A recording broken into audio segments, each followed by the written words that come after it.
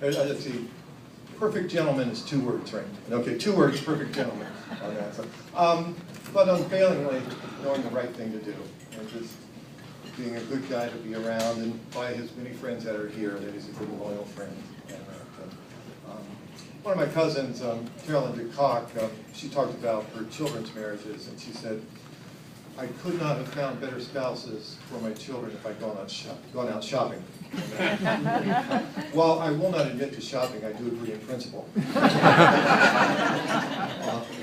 that. So, Haley was very, very special in her family. With myself, and I have 3 brothers, no girls.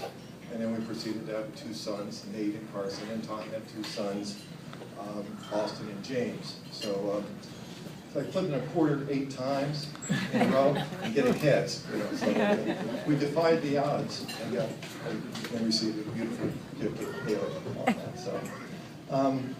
So our story really begins with a girl, spirited and adventurous.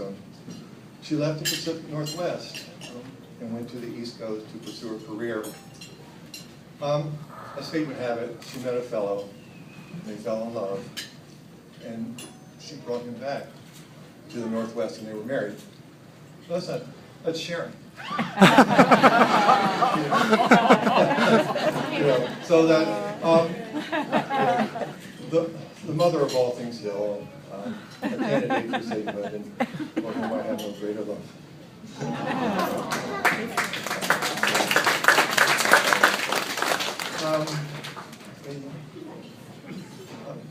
I think as parents, we're providers and protectors, but above all, we want our children to be happy and to bring them joy into their lives. And in the course of life, there are movies of the mind that play over and over again. There was one I think that I watch often. It was Haley was 11. She was a softball player. We were at one of her games. She was about 11. She had a good game.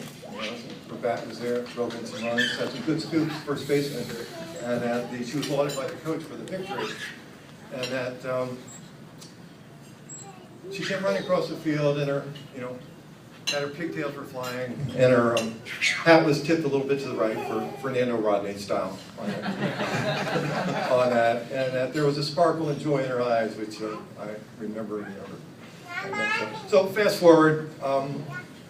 12.5 years or so, and that to March of 2013, and that the family was going, we were celebrating Sharon's milestone birthday, and that 40. I'm not going to say which one, other than that it was not 50 and it was not 70.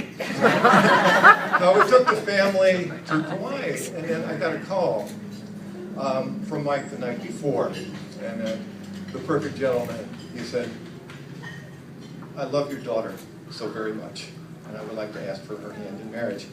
We were not on FaceTime, so Mike could not see me going, yes, yes! He did not see that, but that was what was happening. So that they were traveling the furthest to Kauai.